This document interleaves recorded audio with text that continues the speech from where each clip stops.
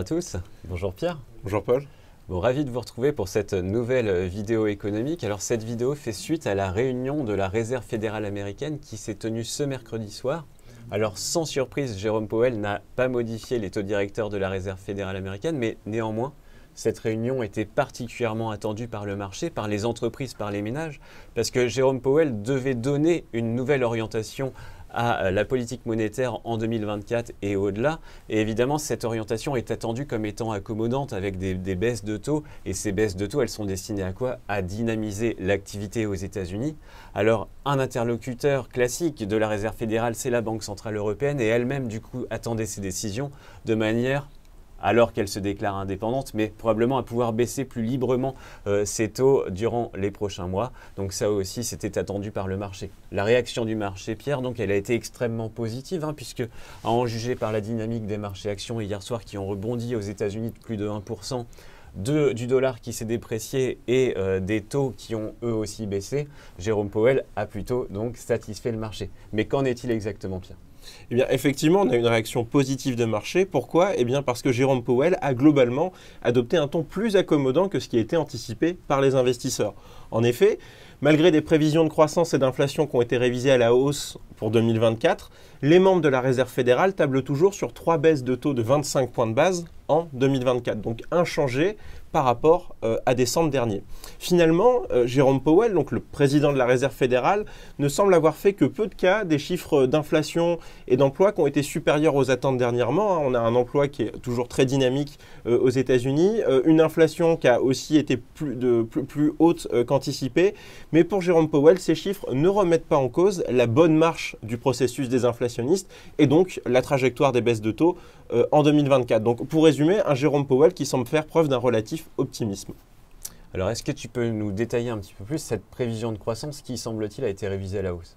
Oui, effectivement. Donc, à l'occasion de cette réunion, la Réserve fédérale a dévoilé ses nouvelles projections macroéconomiques et on note en particulier une forte révision à la hausse des projections de croissance pour 2024, puisque la Réserve fédérale table désormais sur une croissance qui atteindrait 2,1% entre le T4 2024 et le quatrième trimestre 2023. Donc c'est un rythme élevé, bien loin d'une récession. En parallèle, les projections d'inflation sous-jacente ont également été révisées à la hausse pour 2024.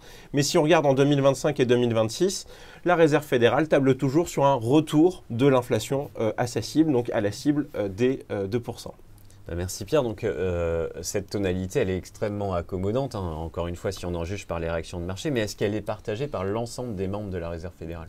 Alors, pas tout à fait. Donc, comme je le disais, la Réserve fédérale table sur encore 75 points de base de baisse en 2024. Et ça, c'est le résultat de la médiane des projections des membres individuels de la Réserve fédérale. Mais si on regarde en détail chaque projection, on voit qu'on a quand même un conseil des gouverneurs qui est divisé, puisqu'on a environ la moitié des membres de la Réserve fédérale qui tablent sur 2 baisses ou moins, et l'autre moitié qui table sur 3 baisses. Donc on voit qu'on n'a pas une unanimité. Par ailleurs, je note aussi que les projections de taux à plus long terme, à horizon 2026, ont été légèrement révisées à la hausse.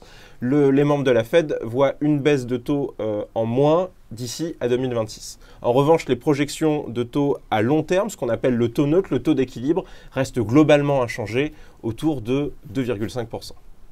Alors il y a une autre dynamique qu'on suit particulièrement au sein de la salle des marchés, c'est la dynamique de l'euro face au dollar. Est-ce que nous, on doit réviser notre scénario? Je le rappelle, l'euro dans les prochains mois devrait s'apprécier selon notre précédent scénario face au dollar. Est-ce qu'aujourd'hui, on a des raisons de remettre en cause ce scénario? Alors aujourd'hui, nous estimons que l'euro pourrait rester sous pression à court terme face au dollar, notamment en raison d'une activité américaine qui fait encore preuve de résistance. Toutefois, à moyen terme, nous tablons toujours sur une appréciation de l'euro face au billet vert. Pourquoi? Je mettrai en avant 3 points. D'abord, le premier, c'est une question de différentiel de taux et de taux neutre, de taux d'équilibre. C'est-à-dire que pour les États-Unis, nous estimons que le taux d'équilibre se situe autour de 2,5%, ce qui est d'ailleurs aussi le cas de la Réserve fédérale. Et on a un taux directeur qui est aujourd'hui à 5,5%, donc on doit passer de 5,5 à 2,5. Pour la zone euro, nous estimons que la marche est moins importante. Le taux directeur, le taux de dépôt se situe actuellement à 4% et il doit atteindre selon nous 2,25%. Donc on voit qu'on a une baisse de taux à venir qui est moins importante et donc une réduction du différentiel de taux qui privilégierait l'euro. Première raison. Deuxième raison, on est peut-être un peu moins optimiste que la Réserve fédérale en ce qui concerne les projections de croissance à court terme. On ne pense pas que la croissance sera aussi importante en 2024. Et d'ailleurs, on voit dans certaines données récentes, notamment les ventes au détail, par exemple, des signes de modération de cette activité. Enfin, troisième et dernière raison, plus structurelle, c'est que les États-Unis se caractérisent par un déficit courant important, un solde commercial déficitaire, alors que pour la zone euro, on est dans une situation d'excédent, de solde courant excédentaire.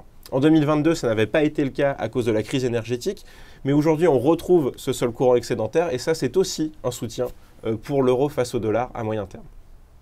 Merci Pierre. Donc, en synthèse, on a l'impression que l'euro pourrait s'apprécier autour de 1,15 dollars pour un euro en 2025, courant 2025, si j'en juge par tes conclusions. Bon, néanmoins, il y a quand même un événement majeur qui aura lieu à la fin de cette année, puisqu'on a les élections américaines qui se tiendront. On sait qu'il y a un candidat qui est quand même très pro-États-Unis et protectionniste, c'est le candidat Donald Trump. Et s'il venait arriver au pouvoir, il est possible qu'on ait une réaction de marché assez classique, avec une appréciation du dollar dans un contexte de volatilité sur les marchés. Donc ça serait en fin d'année. Et puis, s'il venait à mettre en place de nombreuses barrières tarifaires, ce qui est dans son programme, on pourrait avoir aussi davantage d'inflation qu'anticipé actuellement et une capacité de la Fed à baisser ses taux en 2025 qui pourrait être moindre. Et donc là aussi, potentiellement participer à une appréciation du dollar. Donc on a ces points quelque part techniques qui seront à surveiller en fin d'année, mais on note bien donc cette appréciation a priori tendancielle de l'euro face au dollar dans les prochains mois. Et écoutez, on vous retrouvera dans quelques semaines pour de nouvelles conclusions autour des réunions de banques centrales, à la fois de la Réserve fédérale américaine et de la Banque centrale européenne, avec un grand plaisir. Merci Pierre. Merci Paul, au revoir.